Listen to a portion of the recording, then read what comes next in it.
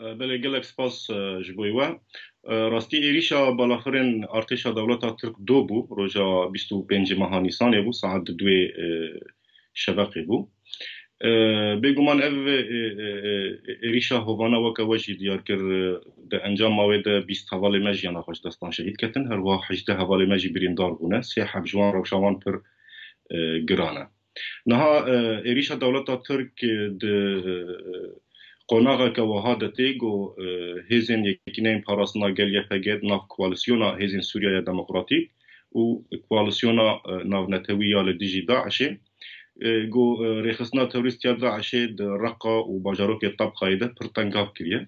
Baş e ew xebatê ku tu behs dikir çawa tê asteng kirin bi wan êrîşana? Yani eger got dewleta Tirk êrişê xwe bi vî rengê hanê berdewam bike li ser Rojavayê Kurdistanê bêguman wê çaxê hêzên Parastina Gel YPG wê vegerin ji bo parastina Rojavayê Kurdistanê bike. Ne îro roj ne mumkin e got hêzeke weke Yekîneyên Parastina Gel YPG got serkêşiya hêzên Sûriya Demokratîk Qesedê dike li gel koalîsyona navnetewî li dijî Daişê şer dike. Lê di piştê re jî dewleta Tirk bê baregehên Yekîneyên Parastina Gel YPG bombardeman bike. Ev yekayan milletê Kurd, milletê Rojava vê yekê qebûl nake, napejirîne. Baş e biraz xelî daxuyaniya fermiya dewleta Tirk dibêje xeta hatin çûyîne PKK'ye heta şengala dirêj dibe ew ji mafê me ye ku em xwe biparêzin. Li ser vê daxuyaniyê çi dibêjî? Niha em vê yekê pir awayekî eşkere û zelal û vekirî gelek cara me got em ê dîsa jî dubare bikin. Nêzîkatiyê me ji bo dewleta Tirkî li demên Bûrî de her me xwest weku dewleteke cîran em lê temaşe bikin, têkiliyê me pêre pêş bikevin. Lê mixabin dewleta Tirk her bi çavekî dijminane li me temaşe kir.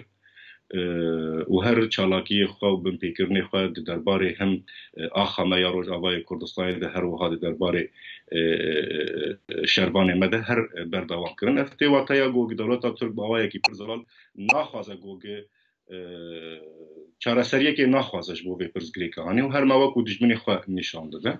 Ev iddiayên got têne gotin işte di riya Yekîneyên Parastina Gel YPG re yan jî di Rojava re çek û sîlah û şervan ji bo nav axa Tirkiyê di çûnê li wê derê çalakî têne kirin. Evana hemî buhane ne, hemî hiccetin, hemî tiştên pûçin.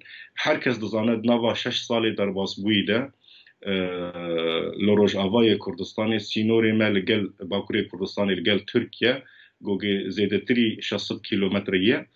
Fîşekek tenê jî me nehişt got ji aliyê me bi aliyê dewleta Tirkiye ve here. Biraz xelîl televizyona Fox radigîne ku leşkerên Amerîkî ku di nav koalîsyona de kar dikin li gel we dibe ciyê wan nêzîkî ciyê ku bûye armanckirî bû. Nêzîkî ew kesena jî nêzik bûn îhtimal bû ew ji xeter davan. Tiştek weste heye yani ev êriş hember koalîsyonê jî hemen demê. Tu çawa din rixînî? Yani li Rojavayê Kurdistanê û gelek deverên got îro roj hin hêzên Amerîkî û koalîsyona navnetewî got kar tîne hene rast e. û ev navenda me ya Yekîneyên Parastina Gel YPG got li Qereçoxê weku baregeha ya fermandariya giştî dihate naskir. Ew derhate hedefgirtin. Bêguman yani ev pirsaya me ji koalîsyonê xwe jî pirs kir. Her inkar kirin got xeberê me ji vê lêdana dewleta Tirkiye tune bê agahiya me ev yekaya hatiye girtin. Lê dîsa jî bêguman koalîsyona navnetewî îro roj berpirsyariyeke pir mezin li ser wê ye gereke xwedî li vê berpirsyariya xwe derbikeve. Îro roj eger em û koalîsyona navnetewî û her wiha hêzeke weke Amerîka şîrîkên hevbeş yê li dijî terorê li ser erdê em şer dikin wê çaxê gereke em xwedî li hevdû jî derbikevin, hevdû jî bikaribin biparêzin.